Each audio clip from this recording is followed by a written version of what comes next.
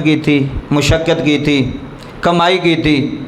उन्हें सारी जिंदगी की जिहड़ी कमाई सी ना 40 सालों तो बाद 45 सालों तो बाद वो सारी कमाई जमा की थी। जमा करके ना उन्हें एक बड़ा ही खूबसूरत मकान बनाया। की बनाया? मकान। लोग ला छड्डदे ने, सारी जमा पूंजी ला छड्डदे। मकान सोहना होना चाहिए, मकान आला होना चाहिए, टैल पत्थर लगे, दरवाजे अच्छे होण, खिड़कियां अच्छी होण, AC लगे होण, पखे लगे होण। हर बंदा लांदा मकान बनाने ते खर्च करदा। शेख सादी रहमतुल्लाह अलैह हकायत लिखते हैं, उन्होंने क्या उस बंदे ने ना सारी जिंदगी की जमा पूंजी जिहड़ी सी ना उस मकान ते ला छड्डी, खाली हो गया, मकान बना छड्डिया। हुण शिफ्ट होना सी, उन्होंने ना समान शिफ्ट करना सी ते आप ही शिफ्ट होना सी। उन्हों का इरादा सी कि मकान साड़ा बन गया तो कल असी उत्थे शिफ्ट हो जाएंगे। बड़े ही खुश, बच्चे भी बड़े खुश, बीवी भी बड़ी खुश। सारे मेहमानों भी दावत दी हुई सी कि असी मकान च शिफ्ट हो रहे हैं तो तुसी सारिਆਂ ने आना है। किड्डा खुशी का मकाम होंदा जो सारी दौलत उस मकान ते लाई होवे, सारा पैसा ही उत्थे खर्च कर छड़िया होवे, कोल भी कुछ ना बचिया होवे। उस मकान ते मकान बना लिया। सुबह उन्होंने शिफ्ट होना सी जनाब, राती जलजला आया। वेखो अल्लाह का निज़ाम, अल्लाह का बड़ा बड़ा निज़ाम जे, अल्लाह के निज़ाम को कोई नहीं समझ सकता। असी तो कहने हैं ना, असी मिस्त्रियों को कहने यार सरिया जड़ा ना जरा घुट के थले नींह वे सरिया पाइयो। की होंदा जी, सरिया पिया होवे तो बुनियादां नहीं हिलदियां। मैं क्या जो उधरों लाने की वारी आवे फिर सरिये पे भी अगले ला छड्डदे ने, फिर सरिये हिफाजत नहीं करते बुनियाद की, जिन्ना तक उधरों ना होवे। हिफाजत रब ने करनी। यह साढ़े हीले बाने ने, असी कहने चलो यार अच्छा सरिया पै जाएगा, अच्छा सीमट लगेगा, तो यह जनाब इस तरह नहीं होएगा। तो कई बारी कच्चियां कुलियां खलोतियां रहिंदियां ने ते बिल्डिंगां थल्ले डिग पैंदियां। ये कौन है निज़ाम करने वाला? सोहना रब। वो जनाब जलजला आया। वो जो जलजला आया ना, वो जो उन्हें मकान नहीं सी बनाया, सारी 45 साल की कमाई करके तो मकान ते ला छड़ी। वो जलजला आया तो सारा मकान जड़ा ना वो थल्ले डिग पिया।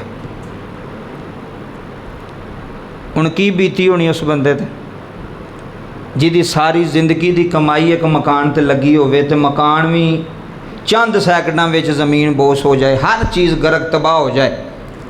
लोग आए उहदे घर अफसोस करने वास्ते, जिवें लोग आउंदे ने यार बड़ा भैड़ा होया, इंज नहीं सी होना चाहिए, तेरा मकान डिग पिया, तू बड़े पैसे लाए सन, बड़ी दौलत लाई। लोग आ गए जनाब,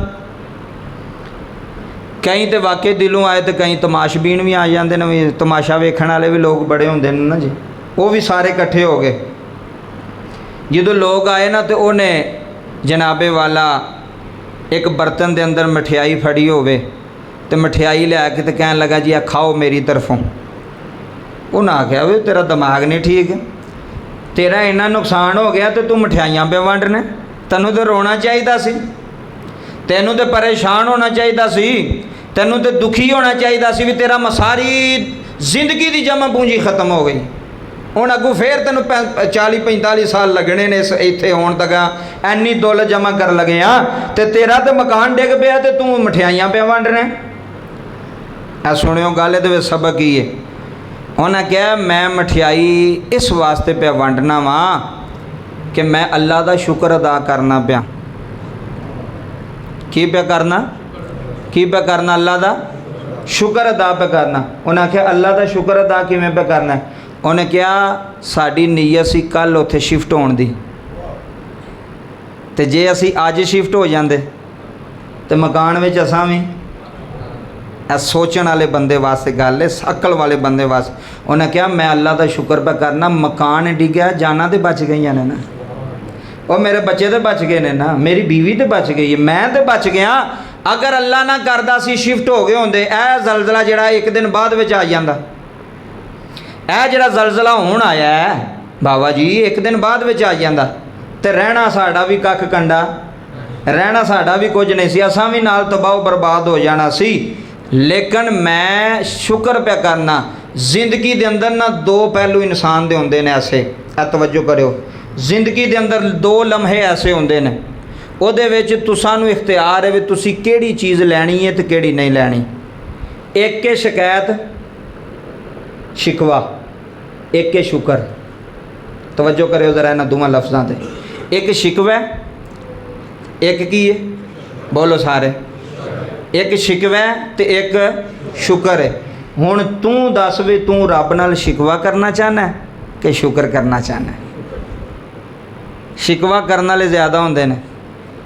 आ वेखो जी साडा नुकसान हो गया जी, आ वेखो जी साडे नाल इंज हो गया जी। मैं ना बुरे वक्त विच भी अल्लाह नाल शिकवा नहीं करना चाहिए, उसका शुक्र ही करना चाहिए कि अगर ये काम इंज नहीं इंज होंदा तो फिर मेरा ज़्यादा नुकसान हो जाना सी।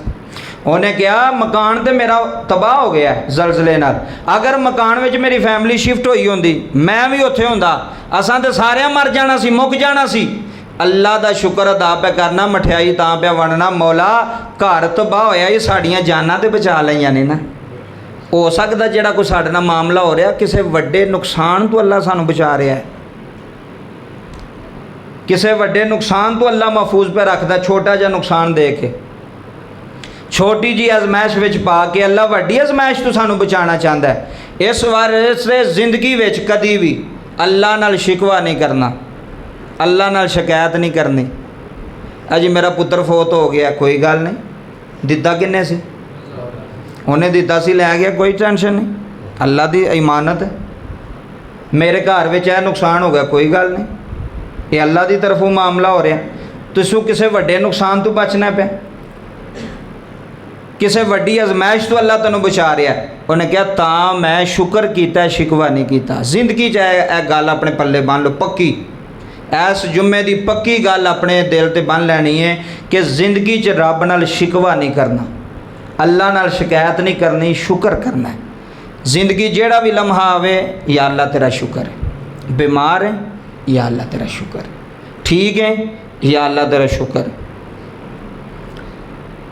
अगले दिन एक बंदा बीमार सी सऊदी अरब के अंदर, बहुत ज़्यादा बीमार। मैं उन्होंने पूछा भाई साहब की हाल है? उन्होंने कहा शुक्र है अल्लाह का।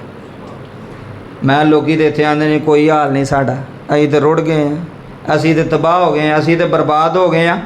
उन्हें एडी बीमारी की हालत में भी मैं मिंबरे रसूल ते बैठा, अल्लाह के घर बैठा, रब्बे काबा दी इज़्ज़त दी कसम है, मैं उस हाजी की जुबान ते नाशुक्री वाले अज तक लफज नहीं सुने। उन्हें कहा जिस हाल च अल्लाह ने रखा मैं शुक्र अदा करना, बीमार रखा सू फिर भी वह शुक्र, तंदुरुस्ती दी सू फिर भी वह शुक्र, हर हाल तेनों पैदल पे टोरदा ना चुंगी तक फिर भी शुक्र कर भी मैनू किते लंगड़ा नहीं सू कीता, अपनियां लत्तां ते जाना पिया, मैनू कोई जनाबे वाला व्हील चेयर ते नहीं लैके जांदा पिया, या मैं डांगियां ते नहीं टुर के जांदा पिया, अपनियां लत्तां ते गया, शुक्र कर। साइकिल ते जा रहे हैं, शुक्र कर, पैदल नहीं पे जाता, साइकिल दी सू, सवारी अपनी दी सू।